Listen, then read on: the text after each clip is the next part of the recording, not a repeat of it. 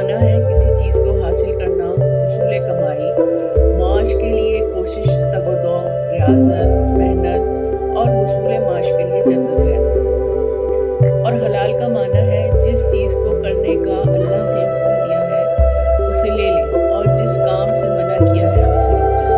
इस्तिलाही मानों में हम कह सकते हैं कि जायज़ कमाई। इस्लाम दौलत कमाने, मेहनत व मुशक्क़त और माशी अमल पर कोई पाबंदी आयद नहीं करता, बल्कि हदीस की रूह से मेहनत व मुशक्क़त करके कमाने वाला अल्लाह का हबीब है, यानी अल्लाह का दोस्त है। हदीस पाक है अल-कासिबु हबीबुल्लाह।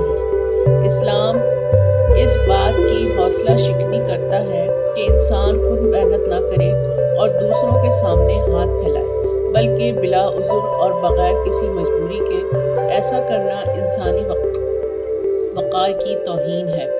हदीस पाक है देने वाला हाथ लेने वाले हाथ से बेहतर है। यही वजह है कि इस्लाम ने देने के फ़ज़ाइल बयान किए हैं, ना कि लेने वाले के। इस्लाम ने अकल हलाल और कसब हलाल का हुक्म दिया है और हराम चीज़ों और हराम कमाई के तरीक़ों को ममनू करार दिया है।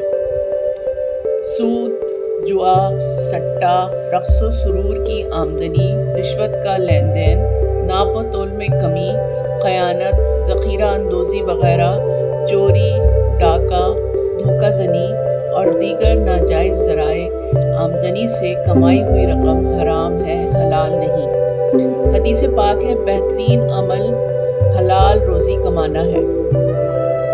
इंसान का बेहतरीन खाना वो है जो वो अपने हाथ से कमा कर खाए।